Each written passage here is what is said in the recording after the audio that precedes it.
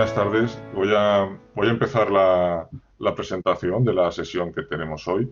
Es una nueva conferencia dentro del ciclo Las razones de Europa, que estamos organizando desde el Centro de Documentación Europea de la Universidad de Valencia y la NAO, el Centro Cultural La NAO de nuestra universidad.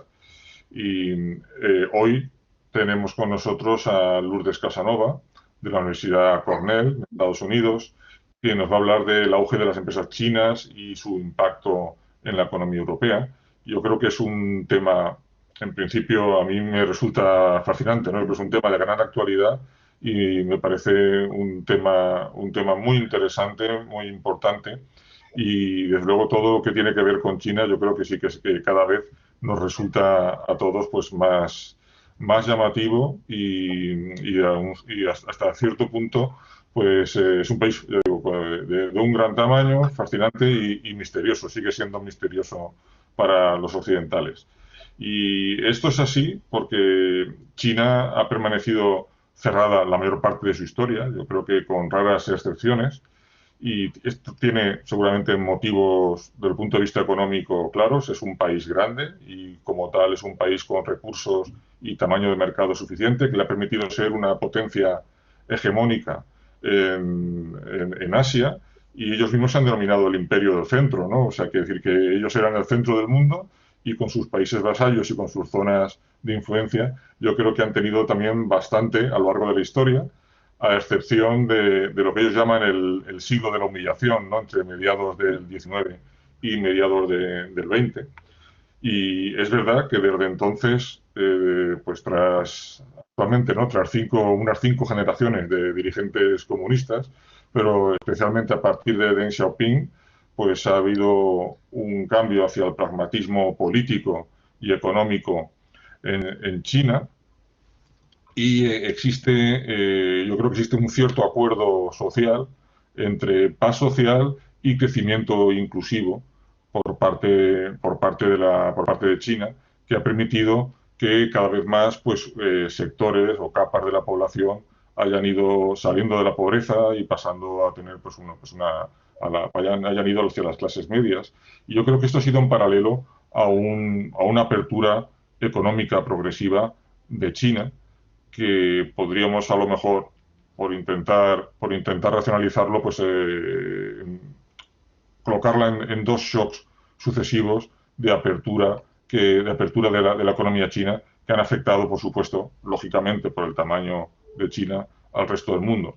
Una primera parte sería la globalización, ¿no? La primera etapa de entrada de China en el proceso de globalización, que tendría seguramente su máximo con la entrada de China en la Organización Mundial del Comercio en 2001, que ha sido muy beneficiosa para el país, pero es verdad que ha generado a nivel mundial pues capas en distintos países de perdedores y beneficiarios y ganadores de este proceso de globalización.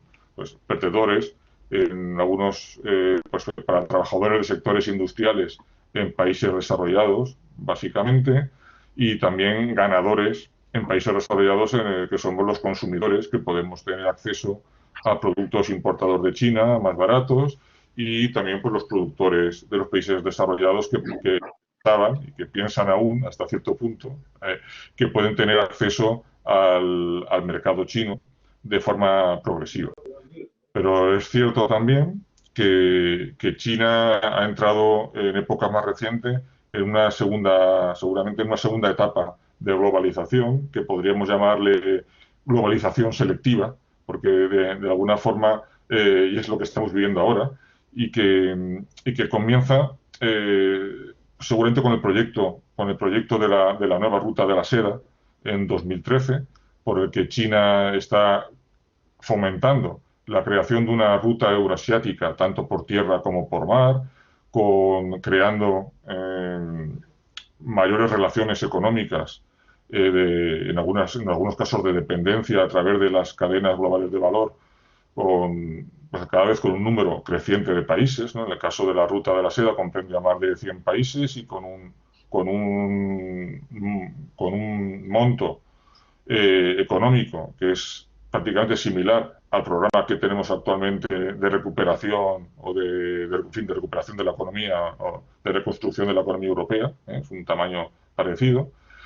Y en 2015 China ha pasado también al plan Made in China, ¿no? 2025, por el que China ha ido cambiando de estrategia de forma progresiva. Yo creo que ahora Estados Unidos, por supuesto, ¿no? Que está siguiéndolo muy de cerca, pero también el resto del mundo, pues se da cuenta que China no solamente se ha ido adentrando en la globalización a través del comercio, sino también a través de la inversión extranjera directa, a través de multinacionales chinas cada vez más importantes y poderosas, cada vez más imbricadas en las relaciones económicas internacionales y que ya no solamente entran en los sectores industriales tradicionales, sino también en sectores tecnológicos de vanguardia, en inteligencia artificial, en semiconductores, baterías, vehículos eléctricos, etcétera, y cada vez pues con mayor importancia, y esto evidentemente va a tener consecuencias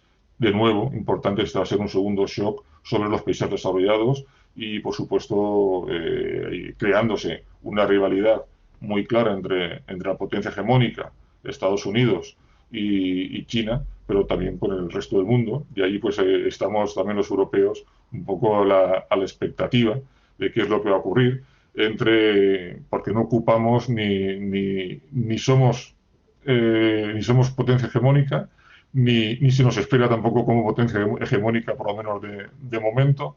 Y entonces, en todo este tema, en estas batallas por las nuevas normas, por las nuevas tecnologías, por ejemplo, en 5G, entre Huawei, por ejemplo, y Apple o otras compañías americanas, bueno, pues nosotros estamos un poco a mitad de camino. Y lo que sí que podemos constatar es que se está produciendo este decoupling, ¿no? En el proceso de globalización, y Europa pues no sabe muy bien, supongo, qué camino tomar, qué políticas industriales tener que desarrollar en este momento, ser algo más proteccionistas, poner pegas o poner algunas trabas a algunas inversiones extranjeras directas en sectores, en determinados sectores, y todo esto cómo llevarlo a acuerdos comerciales también en el futuro. Y bueno, pues yo creo que sobre estos temas y sobre muchas más cosas nos va a hablar hoy Lourdes Casanova, y yo creo que tenemos una invitada de excepción sobre este tema. Estamos muy contentos de tenerla aquí con nosotros, aunque sea virtualmente. Lourdes Casanova es profesora en la Universidad de Cornell, es profesora en la Escuela de Negocios Johnson, que es una de las principales de Estados Unidos y, por tanto, pues una de las principales del mundo, lógicamente. Y ella también ocupa el puesto de directora del Emerging Markets Institute en la Universidad de Cornell, y ha sido profesora, bien profesora o como ha trabajado como profesora, en el caso del INSEAD, ¿no? También otra de las principales escuelas de negocios a nivel mundial, o bien ha sido visitante, desde luego, yo creo que en las mejores del mundo, ¿no? Porque cuando uno ve su currículum, pues ha estado en la Haas de Berkeley, en Cambridge, en Oxford o en Zúrich, y ahí podríamos ya casi cortar, pero bueno, también ha estado en la Universidad Autónoma de Barcelona, que para nosotros, desde luego, es una de las principales universidades españolas, lógicamente, y tiene también una gran experiencia como consultora, viendo organismos internacionales como el Banco Interamericano de Desarrollo, o también dando formación en multinacionales españolas y extranjeras. Citar alguna: Telefónica, BBVA, Cemex o la propia Confederación Empresarial Brasileña. Y bueno, pues es autora de numerosos artículos y libros, capítulos de libros, y entre ellos yo quisiera destacar un libro, yo creo, relativamente reciente, publicado en 2019, justamente sobre la era de las multinacionales chinas, y por lo tanto, bueno, pues es una autoridad en la materia, y ya no quiero añadir nada más, y le cedo la palabra. Muchas gracias por estar con nosotros, Lourdes. Muchas gracias, Cecilio, por la presentación. Un placer estar de vuelta en casa. Cuando yo estuve 23 años en INSEAD en Francia, bueno, era Francia y Singapur, porque la escuela tenía también una filial, bueno, otro campus en Singapur. y entonces me era más fácil venir, pero desde el 2012 estoy al otro lado del Atlántico, en la Universidad de Cornell, y puedo viajar menos a España, entonces siempre un placer. Ahora la tecnología nos ha dado, la pandemia ha sido una tragedia a todos los niveles, pero nos ha dado la oportunidad de favorecer ciertas colaboraciones que antes eran como más complicadas y no estábamos acostumbrados a estar todo el día delante del ordenador y ahora ya se nos hace parte de cómo vivimos. Entonces, bueno, pues un placer estar aquí. Como decía Cecilio, lo que voy a hacer es presentar un poco lo que hacemos en el instituto, 2 minutos, y entonces presentaré el informe en relación con el libro y otro libro que acabamos de publicar sobre innovación en países emergentes también. Y bueno, cuando queráis preguntar, no dudéis en interrumpir. Tenemos creo que aproximadamente 1 hora y encantada este es un diálogo, estamos en una situación que todo ha pasado muy rápido y que no sabemos bien dónde vamos, y más la pandemia ha añadido más incertidumbre a esta situación, pero sí, el auge chino ha sido realmente un choque porque ha sido tan rápido y sobre todo no habíamos oído hablar nunca de las multinacionales chinas y ahora de repente están en todas partes. Entonces, eso es lo que voy a hablar ahora y voy a compartir la pantalla, a ver si puedo. Entonces, bueno, como ha comentado Cecilio, desde hace, o sea, yo llegué a Cornell en el 2012 y desde el 2016, 15, desde el 2015, soy directora del instituto. Entonces, ¿qué hacemos en el instituto? Tenemos 3 actividades. Por una parte, tenemos un programa que llamamos EMI Fellows, o sea, más o menos como un 10% de la clase que deciden aquí compartir, o sea, hacer una serie de cursos para graduarse, para terminar el MBA con una especialidad en mercados emergentes. Después hacemos una gran evento también que es siempre en noviembre. El año pasado fue el 6 de noviembre y este año será el 5 de noviembre. Entonces voy a hablar aquí también de que quizá podamos colaborar y nos encantaría. Tenemos una competición con un estudio de caso que el año pasado fue una empresa india farmacéutica. Siempre buscamos un tema de actualidad, pues era una empresa india farmacéutica que quería expandirse en el momento de la pandemia, con todas las restricciones que había, y también lanzamos un pitch competition. De España tuvimos en la competición de caso, hemos tenido ESADE, hemos tenido al Instituto de Empresa y estaríamos encantados de tener a la Universidad de Valencia. Y también hacemos toda una serie de vídeos, si veis YouTube, y luego al final pondré los enlaces. Tenemos mucho contenido en YouTube que puede ser útil para los que den clases sobre negocios internacionales o economía política o simplemente estén interesados en el fenómeno del auge de China y de las multinacionales emergentes. Y luego tenemos un informe que el año pasado lanzamos el 5.º informe y este año el 5.º informe, y que fue alrededor de los 10 años que han cambiado los mercados emergentes y que ha sido bastante popular. Lo publicamos como Creative Commons, o sea que se puede bajar gratuitamente. Entonces, eso es lo que hemos hecho, y aquí he puesto unas fotos de la conferencia. Mantengo las fotos de la conferencia cuando fue en persona, del 2019. Del 2020 solo tenemos cuadraditos porque la hicimos en línea, pero la del 2020 tuvimos 400 personas que vinieron, además de, pues para la competición de caso, los que ganaron, y el segundo premio también, fue para 2 escuelas de negocios de la India, evidentemente, y el tercero para la Universidad de los Andes en Colombia. Pero hemos tenido 9 países. A la parte final llegaron 18 equipos, y luego en lo del Pitch Competition lo que hacemos, pensamos, a ver, ¿qué podemos hacer este año? Un año en que los estudiantes, los pobres, están desmotivados y que es tan difícil no solo motivar, sino pensar en nuevos proyectos. Entonces lanzamos el primer, lo que llamamos Pitch Competition, o sea que ahí colaboramos con escuelas en mercados emergentes, escuelas de negocios o de ingeniería en mercados emergentes, cada uno organiza su propio competición y envían al ganador, a la empresa, a startup ganadora, a Cornell, y así pues esas empresas pueden acceder a capital, riesgo y otros de Estados Unidos. Y en la conferencia tuvimos, como he dicho, todo online, en la última 400 personas de 29 países.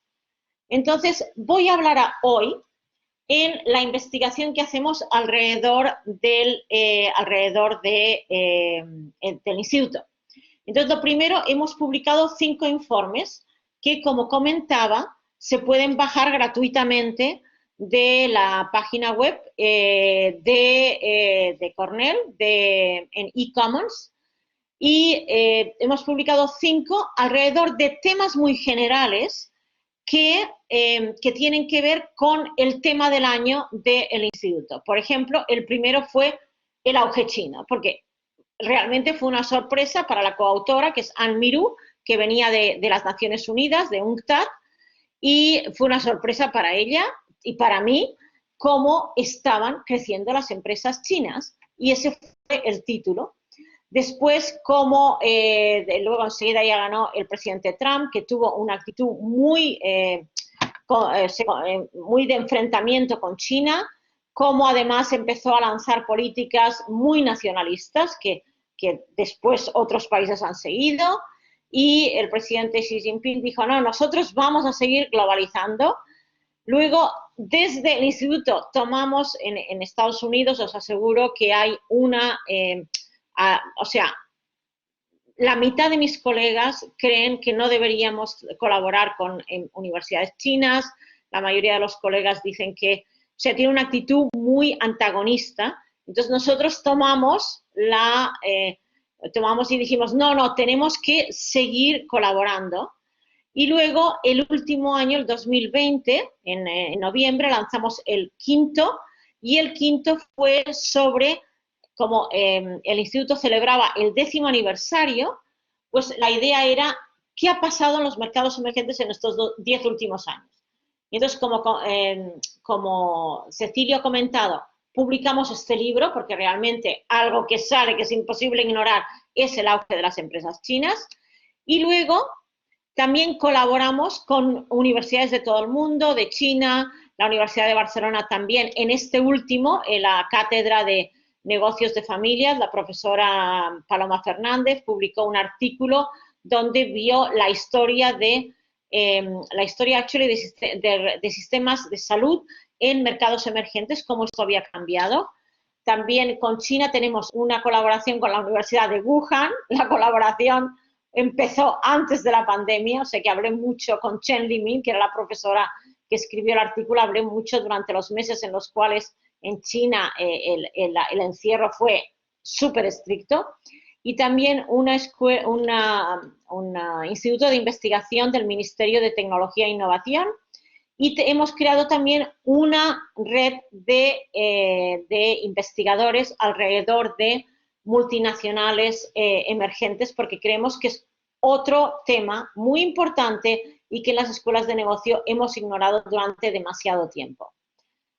También, bueno, estos son los nombres, luego compartiré la presentación, los nombres de los autores de los diferentes capítulos para ese número especial que fue el número del 10º aniversario del instituto y el 5º informe. Entonces, realmente tuvimos también Casa Asia, se me ha olvidado decirlo, de Barcelona, que también colaboró con nosotros, Amadeo Gensana, que es el director. Entonces, también hemos publicado, ahora hace 2 semanas, ha aparecido un libro en el cual decimos, y esto es lo nuevo, los mercados emergentes, y se ha acusado muchísimo a las empresas chinas de copiar, pero resulta que, como ha comentado Cecilio en la introducción, ahora ya hay mucha innovación que viene de países emergentes, y él ha comentado en China los coches y buses y scooters eléctricos, la inteligencia artificial y muchos otros de los que hablaré, pagos por móvil. China va a ser uno de los primeros grandes países en lanzar la moneda digital, que la lanza el Banco Central. El Banco Europeo también ha dicho que en Europa se va a pensar también. Argentina y Venezuela, pero muchos otros países, Estonia, etcétera, están utilizando cada vez más, pero el intento más serio ha sido el del Banco Central chino, porque ya están en fase de experimentación. Entonces, este fue, de hecho, un proyecto de investigación conjunto en el que participaron 18 profesores de 3 continentes, 8 países y cubrimos 12 países emergentes. Evidentemente, China es China y China, pero también India es un país que este año se ha convertido en la 5ª economía por el PIB nominal del mundo, aunque ha caído durante la pandemia, seguro que va a volver a subir, porque la proyección de crecimiento para el 2021 es de 12,5% del Fondo Monetario Internacional. Están ahora sufriendo una segunda, una tercera ola de la pandemia, vamos a ver cómo acaba, pero las previsiones durante la reunión general del FMI y del Banco Mundial fueron muy optimistas con India y también con China, que dijeron 8%. Entonces, voy a empezar con el tema de investigación del que voy a hablar, que es cómo las empresas chinas han crecido. Esto, lo que empezamos a hacer, y había hecho ya antes de la publicación del informe, es revisar el ranking de Fortune Global 500, que es muy interesante porque todos son empresas de todo el mundo. Entonces, lo primero que salta a la vista es que en el 2010 había solo 40 y hay ahora 124. El triple en 10 años. Eso es algo que nunca sucede. O sea, podéis ver en Estados Unidos que ha ido decayendo, claro, porque hay 500. Entonces, si uno sube, el otro baja, pero el número de empresas no cambia mucho, lo primero. Es muy difícil conseguir empresas grandes que sean del tamaño suficiente para ser parte de este ranking. Solo hay 17 países. Entonces, eso sucedió cuando, China aprovechó la crisis financiera global del 2008-2009 para comprar empresas en todo el mundo, para convertirse en una fuerza global dentro del mundo de negocios. Aquí lo podéis ver cómo han subido y hablaré un poco del papel de Europa. China compró mucho en Europa y compró mucho en Estados Unidos, pero también hizo muchas fusiones a nivel doméstico, como está sucediendo ahora en España y en otros países. Ya ha sucedido en España. Las finanzas están dominadas sobre todo por 2 bancos. Ahora ha surgido un tercero con CaixaBank, pero hasta ahora estaba dominada por el BBVA y el Santander. O sea que esos bancos han crecido por su expansión internacional, pero también por todas las fusiones domésticas. Lo mismo ha sucedido en China. También quería decir que, como experta que he sido toda mi carrera, me he focalizado en estudio de mercados emergentes y toda mi carrera dentro de mercados emergentes en el estudio del sector privado, cómo el sector privado ayuda al desarrollo del país. Tenemos otro ejemplo que es España, que es en esta crisis y en este momento que estamos todo muy complicado y enredado, se nos olvida que España ha sido, con Corea, uno de los pocos países que se convirtió de un país desarrollado. Definitivamente, cuando yo nací había chabolas, había mucha pobreza, y cómo esto ha sido realmente un caso de éxito. Lo que no había sucedido hasta ahora es un caso de tanto éxito.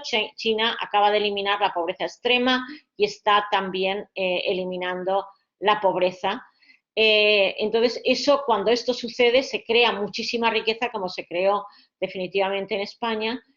Pero, como decía, países tan grandes como China son más difíciles de mover. India está creciendo, pero evidentemente el PIB per cápita es aún de unos 2.000, 2.800 dólares per cápita, que es mucho más bajo que el de China, que está en 14.000, 15.000, 16.000 dólares por cápita. Aún no es el europeo, no es la media europea o lejos de la americana, pero definitivamente ha subido mucho. Entonces, otra cosa que también queríamos que destacamos es que China, las empresas chinas, dominan ya a nivel mundial una serie de sectores. Por ejemplo, la banca. la banca en el número 24 del mundo, del ranking de Global 500, está este banco que siempre que lo comento en mi clase, en mi MBA, este MBA en el que de Cornell está bastante focalizado en banca de inversión. Hay muchos banqueros que salen del programa porque hay una formación en este sentido de las mejores del mundo. Y entonces, cuando les digo, ¿quién conoce a este banco? No lo conoce nadie. Entonces, a una hora. Entonces, definitivamente es un banco que está en 47 países. Citi anunció el viernes, que iba a cerrar su banca de retail en todo el mundo y concentrarse más en banca de inversión. Entonces, ¿quién está ocupando ese espacio que está dejando uno de los grandes bancos, de los más globales que tenemos en el mundo, como es Citibank? La está ocupando los bancos chinos. ICBC es uno de ellos, pero también en otras áreas, como por ejemplo seguros. Dos de las 5 mayores empresas de seguros, una es Ping An, que además utiliza inteligencia artificial ya sabemos que para cobrar lo que pagamos a las compañías de seguro es muy fácil. Para recobrar cuando tienes desde un accidente de coche hasta un problema de agua en la casa, que ha pasado algo, tardamos un tiempo tremendo. Ping An promete, y lo hace, que es que a través de sus datos, el análisis de datos y también de inteligencia artificial, procesa todo lo que pedimos en muy poco tiempo. También en refino de petróleo y otros, o sea que también ocupan un puesto muy importante, y esto ha sido muy rápido. A ver, luego vamos a ver cómo son diferentes estas empresas.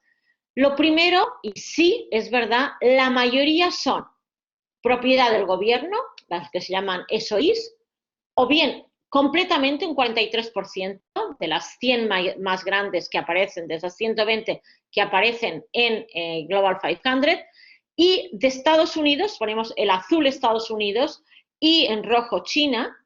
En Estados Unidos solo hay una, que es el servicio de correos americano. Todas las demás son cotizadas en bolsa, todas, 89%, o privadas. Mientras que en China, en rojo, las barras en rojo, tenemos un 43%, que si las que sumamos el 23%, estamos en un 66%, que son o total o parcialmente de propiedad del gobierno. Por ejemplo, el banco que acabo de mencionar, ICBC, cotiza en el mercado y al mismo tiempo el gobierno tiene una gran parte, como sucede aún en muchas empresas europeas, desde France Telecom hasta Air France, las líneas aéreas. Todas estas empresas, los gobiernos han guardado lo que se llama la acción de oro, que en España y en Inglaterra los gobiernos la dejaron, pero en España durante la crisis el gobierno ha recuperado sus acciones de oro para proteger las joyas de la corona, que nos las compren, que no haya ninguna OPA hostil. No sé cómo ha quedado ahora, pero definitivamente en los primeros meses de la pandemia, en el marzo, abril, mayo del 2020, el gobierno español recuperó las acciones de oro. Y me gustaría saber qué va a pasar con esas acciones de oro, pero y eso es lo que sucede en Europa, o sea, entre un modelo completamente de mercado, y volveré a esto al final de la presentación, y un modelo completamente con una participación del gobierno enorme. Y en el caso de Alibaba, el conflicto que ha habido en los últimos meses, está claro que el gobierno en China controla no solo la economía, sino las empresas, incluso las públicas o las privadas, de forma directa o indirecta. Entonces, en ese espectro, Europa está en el medio, porque los gobiernos siguen teniendo, definitivamente en Francia, pero también en Alemania, Deutsche Telekom y otras, los gobiernos siguen manteniendo acciones de oro, que normalmente son minoristas en cuanto a accionistas, pero con el poder de veto en la Junta de Accionistas. A ver, ahora voy a pasar un poco de tiempo. Cecilio también ha comentado en la introducción que nos hemos acostumbrado en Europa, y eso nos ha favorecido, a productos chinos más baratos. Esto no pasaba nada cuando aquellas tiendas del todo a 100, ahora se llaman bazar chino, todo a 100 comprabas tonterías, al final acababas gastándote más dinero del que correspondía, pero no te faltaba una cosa, ibas a ir 100 pesetas en su época, todo a 100, y ahora 1 euro. Entonces, ¿pero qué ha pasado en estos últimos 10 años?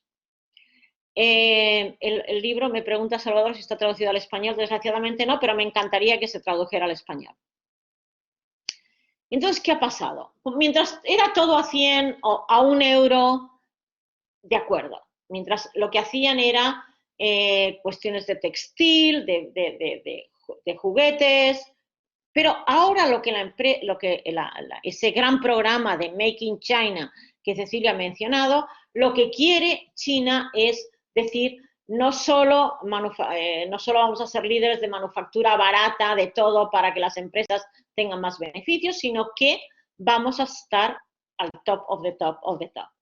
Entonces, aquí lo que hicimos, empezamos a hacerlo hace 3 años, hace 2 y el año pasado, hicimos una comparación de precios en diferentes productos, desde televisiones, neveras, billetes de avión, Nueva York, Shanghai, cuando aún se podía volar, Nueva York, Shanghai, United Airlines y Eastern Airlines, los chinos, y hasta ordenadores portátiles y ordenadores de trabajo, ordenadores que son lo que llaman para juegos, que son realmente el tope.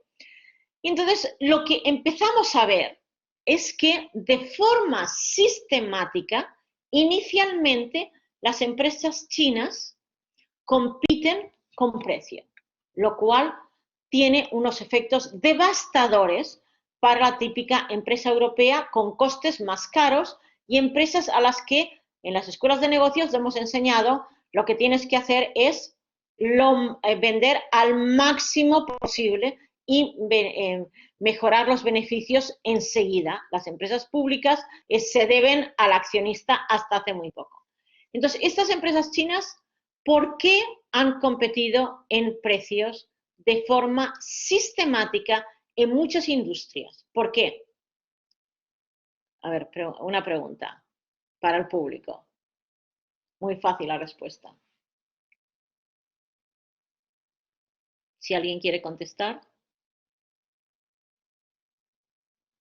Bueno, continúo, ahí hablaremos después. Entonces, lo primero, han competido en precio por varias razones. Una, porque pueden. Porque pueden, y hablaré de los costes en China que aún son muy baratos. Segunda, porque no tenían opción. Huawei hasta hace nada no lo conocía nadie, o Xiaomi u otras marcas. Entonces, no te queda otro remedio de entrar como para aquel cliente que quiere comprar algo más barato. Eso por otra parte. Y tercera, porque les ha funcionado súper bien. Entonces, como digo, hemos hecho, está en los informes, esta comparación de precios en muchas industrias, y lo que hacíamos era comparar productos que eran con las mismas características técnicas y comparar el más barato y el más caro. Entonces, aquí lo que comparo es en los precios de los teléfonos de Huawei. Entonces, este año, en el 2020, no pudimos comparar los precios en Estados Unidos. ¿Por qué? Porque Huawei sí aún se venden modelos muy baratos modelos usados baratos a través de Amazon. Pero ya no, o sea, Huawei hay un boicot total en Estados Unidos. O sea que Huawei, yo no puedo comprar. Cuando voy a la tienda y me quiero cambiar el móvil, yo no tengo Huawei como opción. No se puede comprar. No se puede comprar y además toda una serie de restricciones. Entonces, este año lo que hicimos, la comparación en Huawei, también en el mercado inglés. Entonces, ¿qué hacemos? A ver, y luego, como comentaba también, no tienen imagen de marca. Entonces, hemos también en las barras de abajo comparamos las 500 marcas más importantes del mundo, la presencia de China. Entonces aquí lo que ha pasado en los últimos 10 años, una cosa curiosa, la primera es que la expansión de las marcas americanas continúan expandiéndose y el reconocimiento de marca aumenta, o sea, 41% de todas las 500 marcas son americanas. Pero China, que solo tenía un 4%, ahora tiene 14% de imagen de marca. Por ejemplo, Huawei, dicen que no hay publicidad mala. Huawei, con todo este boicot y con toda esta guerra comercial, ha ganado en imagen de marca. Ahora Huawei es conocido y hasta un poco como que nos intriga a ver cómo es ese teléfono. Aunque a veces no lo compremos, su presencia ha sido mucho mayor. Y los que han perdido han sido las marcas que han perdido, curiosamente, han sido las europeas. De nuevo, solo puede haber 500, si unas crecen, otras bajan. Entonces, como he dicho, les falta imagen de marca. Entonces, como decía, esta estrategia inicial de bajos precios ha tenido efectos devastadores. Hace unos años, como 4 o 5 años, estaba en un panel con la cooperativa Mondragón. La cooperativa Mondragón, yo tengo aún en casa, en Francia, productos de electrodomésticos de Fagor, la empresa que era... y ahora lo que ha pasado con la llegada de Haier, que ha hecho competencia en precios, eso ha sido para un conglomerado industrial como el Grupo Mondragón, que su base es que pagan bien a los trabajadores, esto ha tenido unos efectos devastadores. Tienes que cambiar por completo tu estrategia, tienes que negociar con los trabajadores, que en una cooperativa son socios, para bajarse los salarios. Muy difícil competir con ellos y ha tenido efectos devastadores. Entonces, ¿qué ha pasado en teléfonos? Entonces, lo presentaré también en la próxima transparencia. De los 5 que más venden en el mundo, solo queda uno americano, Apple. Ninguno americano. Está Samsung, que en muchos países es, a nivel mundial, es el número 1 del mundo. Pero luego, en plena guerra comercial, Huawei ha pasado de número 3 a número 2, la segunda que se vende más en el mundo. Pero luego tenemos estos Oppo y Xiaomi. Cuando yo estoy en España les pregunto a mis sobrinos, ¿qué marca tienes? Y muchos Xiaomi. Te dicen, uy, ¿por qué te compras un Apple, un iPhone, cuando en realidad Xiaomi es mucho mejor y el precio es mucho, mucho más asequible? Xiaomi aún se vende en Estados Unidos. Entonces, aquí presento primero las 5 marcas a nivel del mundo por número de unidades vendidas. Tenemos Samsung número 1 en Corea, Huawei algún trimestre ha sido número 1, ahora como a nivel de año no, y luego Apple la única, y luego Xiaomi y Oppo. Otra cosa que sucede es que la importancia del mercado en China, porque claro, como he dicho, Huawei no se vende en Estados Unidos. ¿Cómo puede mantener esa posición en número 2? La puede mantener porque domina el mercado chino y porque Apple ha perdido en el mercado chino. Porque claro, sí está en todas partes que Estados Unidos boicotea a Huawei, entonces no es que lo boicoteen, sino que también a nivel de características los productos de los teléfonos chinos son excelentes. Ok, voy a intentar acelerar un poquito porque me gustaría dejar un poco de tiempo para la discusión. Antes he dicho que esta estrategia se hace porque pueden. ¿Y por qué pueden? Porque se habla mucho de que los costes en China han aumentado, pero aún son muy competitivos.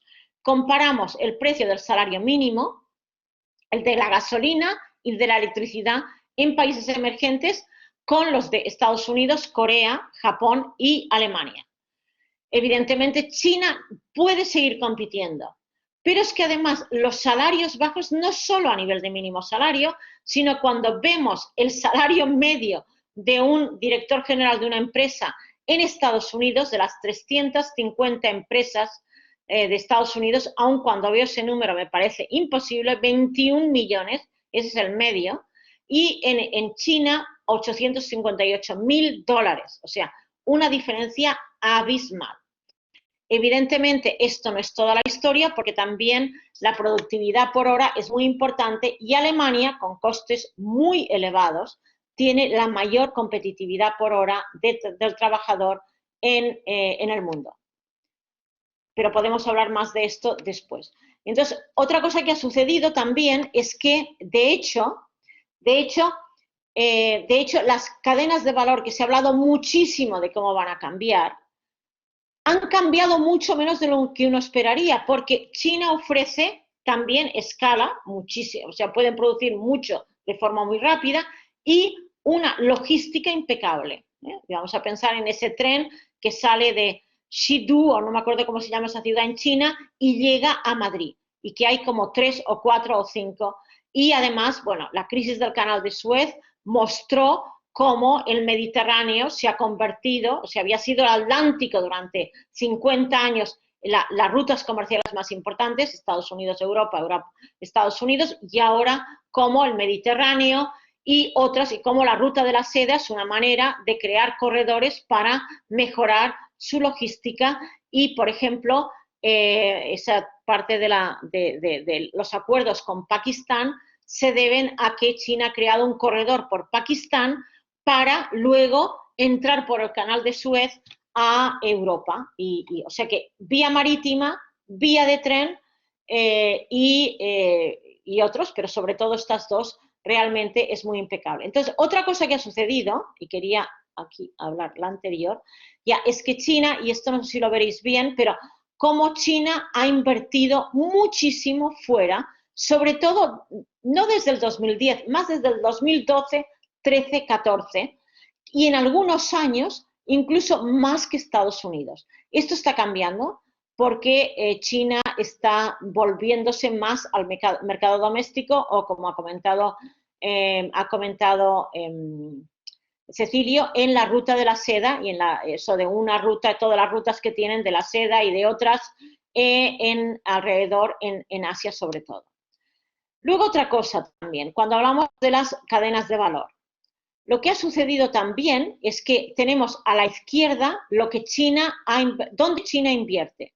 Y China, donde más invierte es en Estados Unidos, en azul. Y quien invierte más en China, y esto en los últimos 10 años, ha sido Estados Unidos. Y lo contrario también es verdad. Estados Unidos a la derecha, donde más invierte es en China, y China es el que más invierte en Estados Unidos. O sea que están los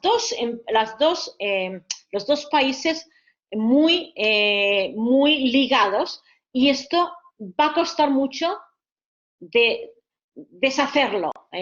Se va a hacer porque aquí, como he comentado, y el presidente Biden, las primeras declaraciones que ha tenido han sido realmente de continuar la política del anterior presidente, el presidente Trump, respecto a China. Y muchas de las políticas internacionales que había iniciado el presidente Trump van a continuar con el presidente Biden. Tiene muchos retos domésticos y yo creo que, aunque inicialmente dijo que iba a ser más multilateral, y esperemos que lo sea, yo creo que va a seguir una política, y esas son las primeras indicaciones, de antagonismo con China. Entonces, aquí tenemos los datos de fusiones y adquisiciones y también de nuevo vemos cómo a partir del 2010, 2011, 2012, 2013, China empieza a invertir mucho también en adquisiciones fuera de su país, estos internacionales. Y en amarillo está Europa, podéis ver que Europa era el primer destino. Como país, si vemos por país, sería Estados Unidos, pero si consideramos Europa como un todo, es en Europa, ha comprado muchísimo. Estaba pensando en no decir esto, quería terminar primero con la cuestión de la innovación. Okay, aquí tenemos en rojo, a la izquierda, en azul los países de lo que llamamos el G7 y en rojo los países emergentes. Entonces, los países emergentes en rojo han pasado a un 25%, de ese 25%, 20% es de China. China invierte muchísimo en investigación y desarrollo. La Unión Europea publica un ranking de 2.500 empresas y Huawei precisamente se ha situado a nivel 3 en el mundo como la tercera empresa en el mundo que más invierte en investigación y desarrollo. Y por número de empresas, Estados Unidos es número 1, por supuesto, pero China es número 2. Entonces, también hemos hablado del comercio electrónico y cómo pues, Alibaba o también Tencent con WeChat y otros se han posicionado no solo en comercio electrónico, sino también en pagos por móvil. Y ahora lo que querría hablar en unos 5 minutos, ¿qué ha pasado con COVID? COVID ha sido, yo creo que primero aún no hemos visto el final, desgraciadamente. Aquí en Estados Unidos en este momento la política de vacunas ha sido enormemente agresiva. Aquí vacunan a los turistas en Texas y en Florida, no en Nueva York, pero sí hay muchos estudiantes que son extranjeros que se vuelven a su país, todos están vacunando, es una política muy agresiva. Cornell en agosto con la obligación de que estemos todos vacunados. Es decir, si yo voy a seguir trabajando en Cornell, me tengo que obligatoriamente vacunar. No me he vacunado aún porque primero se vacunó mi marido y dije, bueno, vamos a esperar a ver cómo le va y luego me vacunaré yo porque aquí es más difícil tener a familia que nos cuide si nos ponemos enfermos. Porque algunas sí que han tenido una reacción fuerte, sobre todo en la segunda dosis. Aquí también había mucho de Johnson & Johnson, pero Johnson & Johnson está por el momento parado, aunque dicen que el viernes van a volver a poner. Pero sí, aquí ha habido y aún no estamos fuera del todo, desgraciadamente, de la pandemia. Entonces, ¿qué ha pasado durante la pandemia? Lo primero es que ha habido estos paquetes fiscales tremendos y esto es antes de los 2 últimos que está lanzando Estados Unidos y que el domingo había en El País un artículo excelente, han habido en los últimos días diciendo pues que cómo Estados Unidos está volviendo a la época de que el gobierno está invirtiendo muchísimo en paquetes para infraestructura, etcétera. Es increíble, muchos tienen miedo a una inflación, vamos a ver qué va a pasar. Y lo que ha sido sorprendente esta vez es que los países emergentes también han invertido. China ha invertido, pero menos, lo que ha sido bastante sorprendente.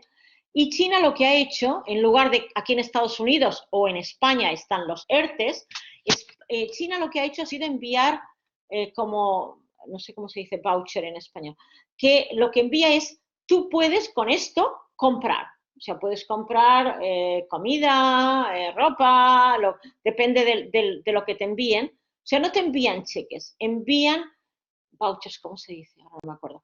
Para directamente consumir y con lo cual lograron que el consumo aumentara inmediatamente. Eso por una parte ha pasado.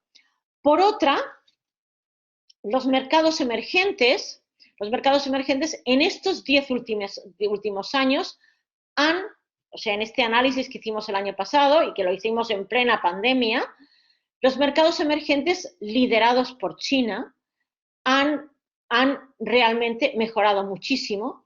Y no solo eso, sino que a nivel de lo que se llama soft power, el poder blando, también han lanzado, o sea, quieren tener su propia voz y han lanzado numerosas iniciativas y numerosos bancos multilaterales como el nuevo Banco de Desarrollo, que ahora el presidente es brasileño, Marcos Troyo, basado en Shanghái. Luego IIB, que es el que va a financiar los proyectos, está financiando los proyectos de la ruta de la seda, y luego también todos estos acuerdos, y luego lo que se ha dado en llamar en la diplomacia de la vacuna. China, como ha logrado controlar la pandemia, al menos por el momento, lo que ha hecho ha sido exportar vacunas, o ya ha exportado o a punto de exportar a 65 países, lo cual es impresionante. Todo Latinoamérica, Colombia, Chile, Brasil, todo es la vacuna que viene de China.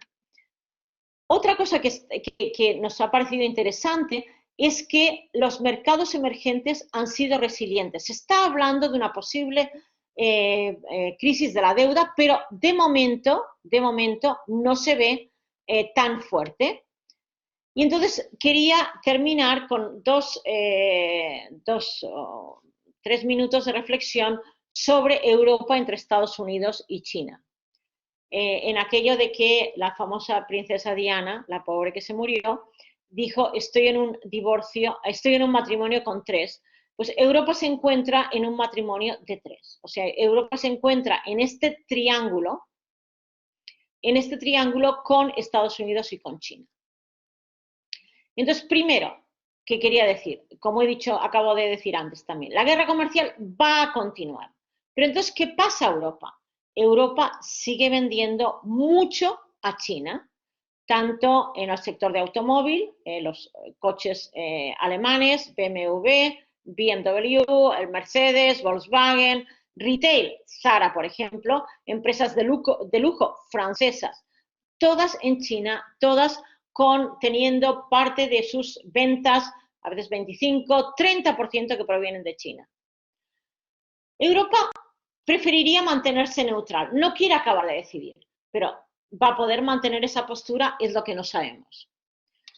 Además, de forma muy sorprendente, mientras que al mismo tiempo se hablaba de que Europa debía aumentar su escrutinio de las compras chinas en Europa, va y firma este acuerdo integral de inversión, que aún no está ratificado, porque entre tanto lo que sucede es, por ejemplo, el conflicto con H&M. Sabéis que la empresa dijo que iba a boicotear el algodón que proviene de la zona de los uigurs, porque había campos de concentración, etcétera.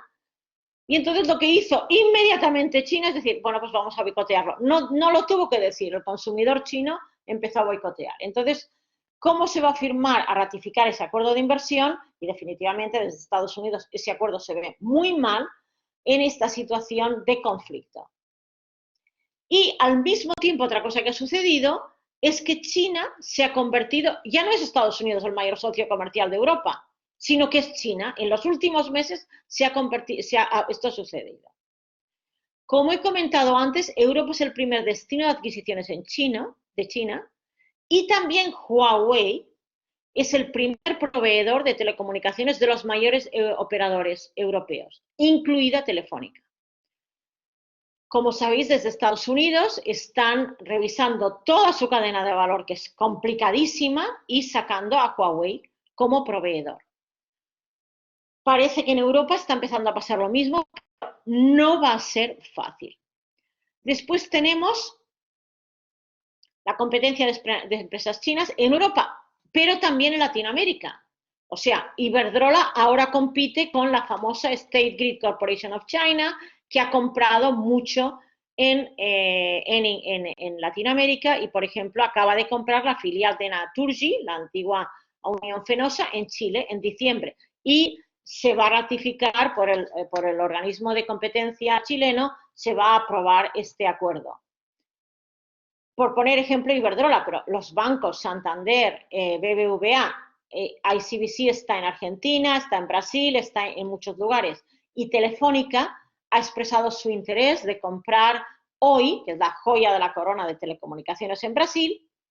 Y entre tanto, China Móvil dijo, ay, pues yo también estoy interesado. Después han dicho que no, pero vamos a ver qué sucede al final. A pesar de toda la retórica, Brasil es un destino de inversiones chinas y para Sudamérica, China hace ya por lo menos 5 o 6 años es su mayor socio comercial. Entonces, terminar con esto, cómo Europa va a poder entrar y mantener su propia voz en este triángulo muy complicado. Es una batalla por el poder tecnológico, económico y militar. O sea, estoy en Estados Unidos desde el 2012 y esto no ha hecho más que aumentar. Os quería comentar una anécdota. Cuando llegamos, fuimos a comprar un coche y, bueno, hay un gran Walmart aquí y Walmart es muy práctico cuando llegas a un país, a una ciudad, porque lo tienen todo. Y recuerdo que el que nos vendió el coche le preguntamos, ¿dónde está el Walmart? Entonces me dijo el vendedor, no vaya a comprar a Walmart porque Walmart es responsable de un 10% de las importaciones chinas en Estados Unidos. O sea, el ambiente de hostilidad estaba ya, ahora ya es clarísimo.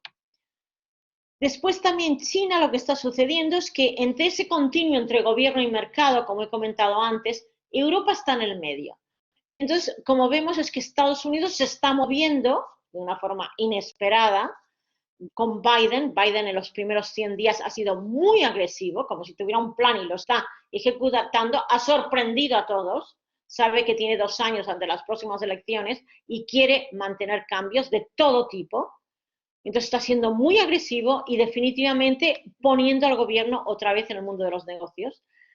También hay una lucha entre multilateralismo y nacionalismo. China ahora vende que es una potencia multilateral, aunque al mismo tiempo muy nacionalista. Estamos en un equilibrio inestable y definitivamente España no puede negociar sola, tiene que negociar como Unión Europea, porque sola pierde, porque China es enorme en estos momentos. Lo voy a dejar aquí y podemos hablar, quizá no sé si he ido demasiado del tiempo, pero bueno, encantada de contestar las preguntas que tengáis. Muchas gracias, ha estado muy interesante. Y ahora sí, yo creo que tenemos unos minutos para conversar con el público. Estoy seguro que va a haber algunas preguntas que yo creo que, porque este es un tema que yo creo nos interesa a todos, lo estamos viviendo día a día. Se puede utilizar el icono de levantar la mano o directamente tomar la voz o bien utilizar el chat. Están las tres posibilidades para, Ah. para hacerlo. Yo quisiera empezar preguntándote también en el tema, vamos a ver, yo creo que el tema de Huawei sí creo que se ha puesto, es el que quizá nos ha llegado más a todos, porque yo creo que el, relaciona es un tema económico con un tema de seguridad que has mencionado tú también, ¿no? El tema del 5G, yo creo que cuando de verdad Estados Unidos ha saltado, yo creo que es cuando ha visto claramente bueno, que esto que esto afectaba a la seguridad del país y por lo tanto también a la seguridad mundial, ¿no? Porque sí, por la hegemonía militar, ¿no? Que ocupa Estados Unidos a nivel mundial. Yo, esto, lo que es quizá más extraño es que de pronto lo presenten como algo sorprendente, cuando en el fondo yo creo que yo no sé qué es lo que esperaban los gobiernos, ¿no? Que China iba a ser el proveedor de productos industriales, no sé, con bajo valor añadido y de baja calidad a lo largo del tiempo. Esto estaba claro que esto era un proceso que seguramente se ha acelerado más de lo que se podía pensar, pero que el camino era este, ¿no? No podía ser diferente. O no sé, ¿cuál es la visión que tienes tú también desde Estados Unidos? A ver, a ver, ya, varias cosas. Una, y creo que eso también ha sido algo que has dicho en la introducción. A ver, China hace lo que todo el mundo, China mira para China, o sea, no es su culpa, es nuestra culpa que nos lo hemos dejado hacer. O sea, es nuestra culpa que no nos hemos dado cuenta que compiten de una forma muy a largo plazo, están dispuestos a sacrificar los beneficios a corto plazo. Entonces, no es que ellos no, ellos tienen que mirar para sí, son muchos, pero claro, los europeos también tenemos que mirar para nosotros. Y sí, claro, a ver, lo primero es que todo el mundo espía a todo el mundo. Entonces, no importa lo que uses, te van a espiar. La cuestión es, pues, cómo cortar eso o cómo conseguir que ahora, por ejemplo, ahora hay una deficiencia de chips en todo el mundo. Finalmente parecería que la Unión Europea está diciendo, oye, resulta que quizá también tenemos que fabricar chips. Y si fabricamos chips, pues eso nos creará también un mejor ecosistema de innovación que nos va a permitir también competir en 5G. ¿Por qué hemos dejado que el líder de 5G sea sobre todo Huawei? Pues porque quizá hemos ido demasiado lejos en que el sector privado ha tomado la delantera en sectores que son fundamentales para el desarrollo de cualquier país, las telecomunicaciones, la electricidad. Entonces, ¿qué ha pasado? Que entonces han primado más los intereses de las empresas privadas que el interés de la nación. Por ejemplo, ahora en 5G, los operadores de telecomunicaciones en Estados Unidos han pedido al gobierno que, por favor, empiece a invertir en infraestructura de 5G, porque si no, Estados Unidos va a estar retrasado con respecto a esta tecnología.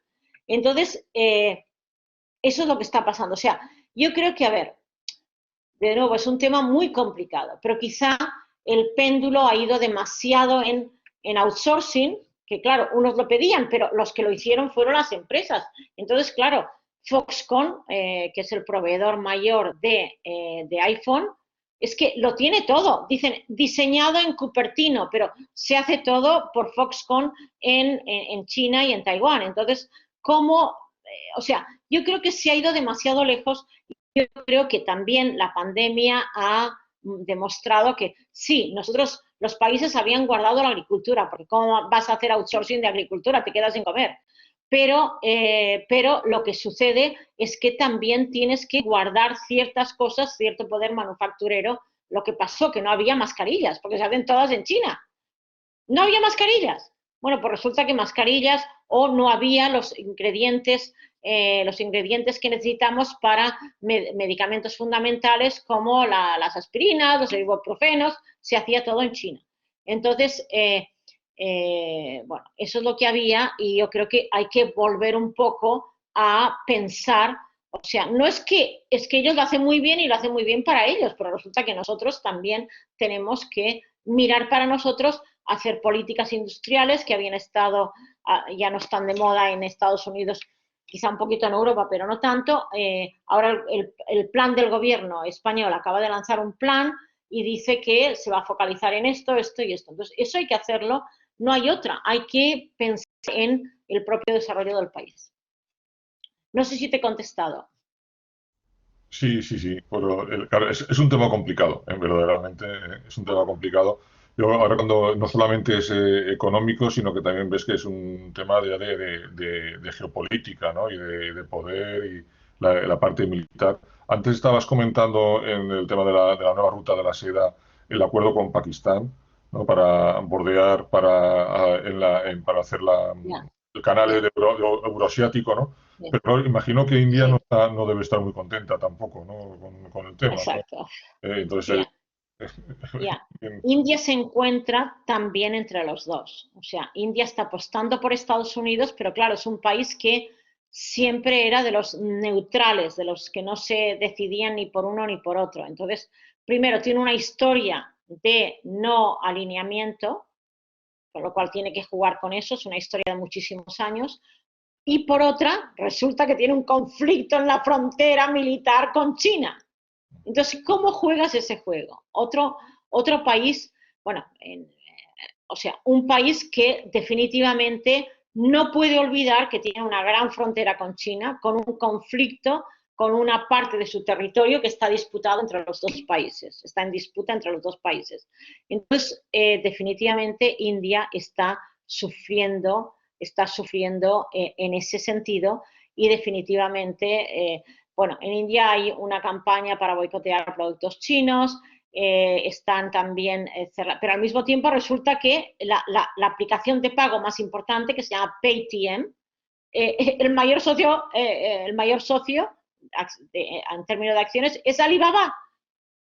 Entonces, ¿cómo es muy complicado y es un equilibrio inestable definitivamente para India? Pero desde Estados Unidos se está favoreciendo a India como el aliado.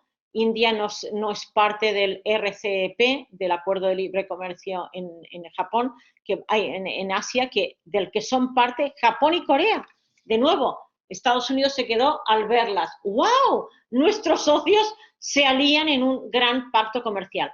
Y la India no se añadió porque India es un país también bastante nacionalista y algo cerrado, entonces tenía miedo también, bueno, claro, y también por la rivalidad con China, definitivamente.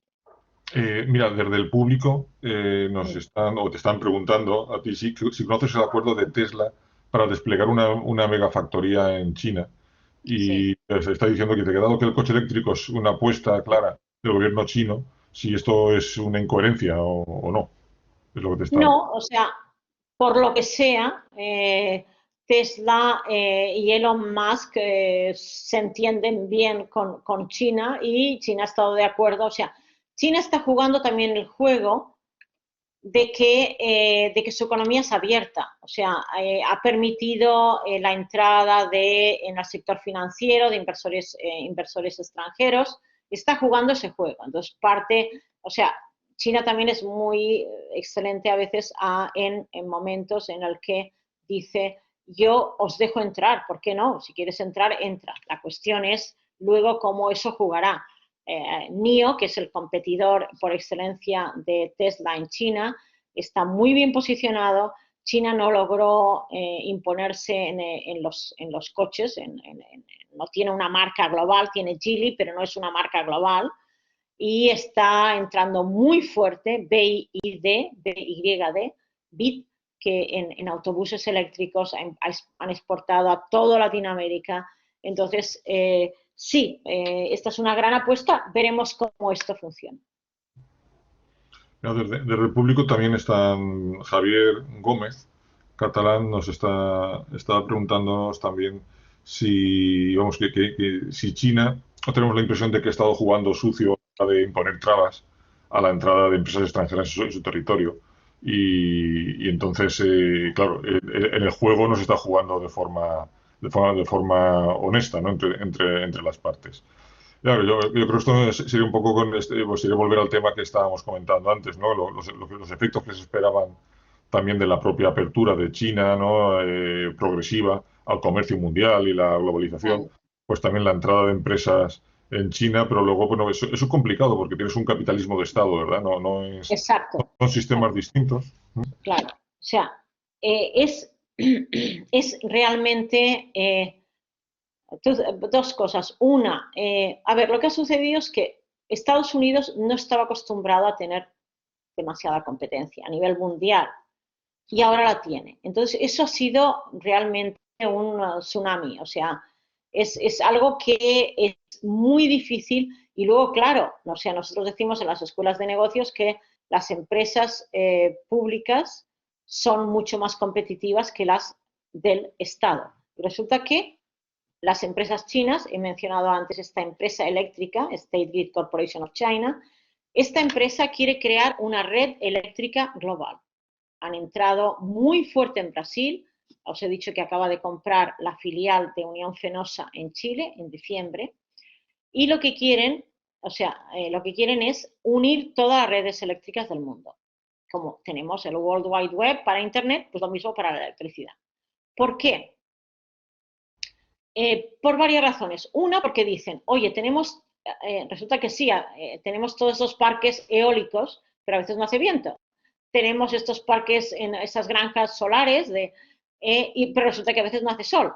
Y tenemos también electricidad producida por agua, por las presas eléctricas, pero a veces falta agua. Entonces, si combinamos, y también energía nuclear, esto sucede en Francia, he vivido en Francia muchos años. Entonces, ¿cuál ha sido el problema de las energías de las centrales nucleares en Francia? Es que resulta que las centrales nucleares tienes que prepararlas para los picos de uso, en verano cuando hace mucho calor y en invierno cuando hace mucho frío. Y el resto del tiempo están un poco sin usarse. Además, claro, como vimos en Fukushima, los problemas también medioambientales y de riesgo, y bueno, que eso es otro tema del que podríamos hablar. Entonces, lo que dice State Grid, y lo hace muy bien, conecta y ha empezado a conectar. Empieza a conectar todas las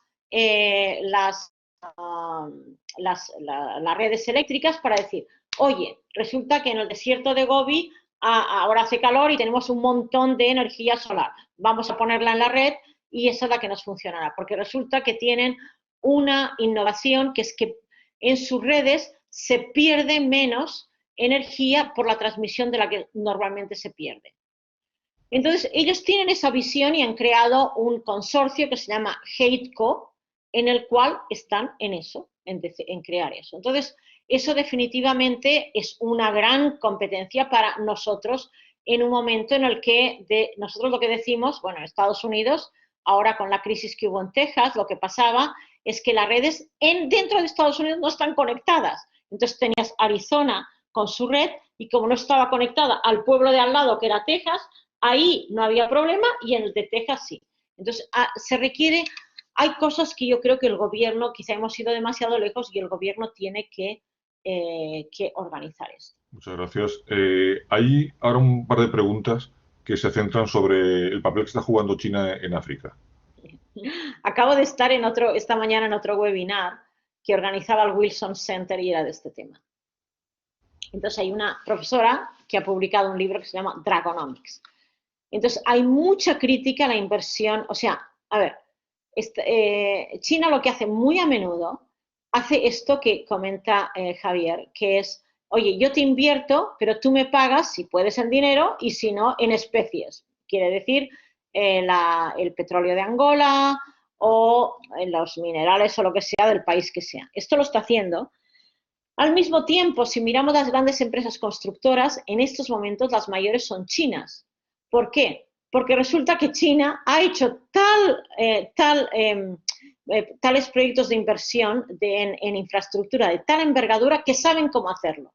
Sí, entonces ella lo que ha dicho es que se habla mucho de los fracasos en proyectos de infraestructura en África y en Latinoamérica y en Asia también, mientras que no se habla de los éxitos. Entonces, ella lo que dice es que muchos proyectos de infraestructura en otros países han sido un éxito y se ven positivos. Todo ha sido muy rápido, ha sido una cuestión de los últimos 10 años. Esto es algo que veremos más en los próximos años y se analizará mejor con más perspectiva. Es muy pronto para analizarlo. Nosotros lo que hicimos en el del 2019, comparamos la inversión de China en África y en Latinoamérica. En Latinoamérica han comprado bastante, en África es muy difícil. El centro de Interdialogue con Margaret Myers en Washington intenta descifrar los datos. Es muy difícil porque casi siempre son préstamos de gobierno a gobierno y sí, es cierto que China ha estado invirtiendo mucho y se está cada vez más centrando en países emergentes. China es un país emergente, entonces ellos saben cómo hacerlo. Entonces, yo creo que vamos a seguir viendo inversión china en Asia sobre todo, pero también también en África y en Latinoamérica. En África se habla mucho porque hay muy poca inversión de otros países, entonces llama la atención, pero si se mira en términos absolutos, quizás menos de la que parecería. Pero de nuevo, yo remito al estudio que ha hecho Margaret Myers en el Interdialogue. Creo que es el estudio más completo sobre este tema.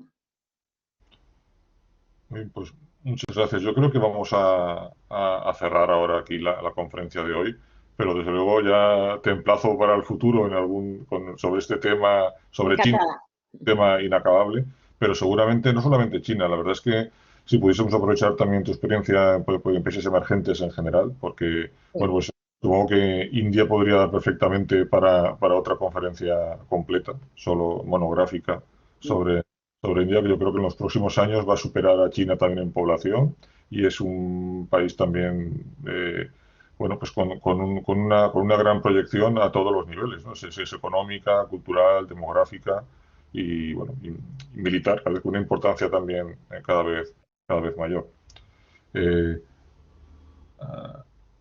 Nos están diciendo que gracias, que quieren volver, sí, están diciendo que sí, que nos animan a que lo organicemos. Sí. Muy bien, pues muchas gracias, Lourdes, y bueno, pues quedas emplazada. Cuando tengas tiempo de cara al futuro, estaremos en contacto contigo. Gracias. Gracias a vosotros. Un placer estar virtualmente en Valencia y espero poder estar en persona pronto.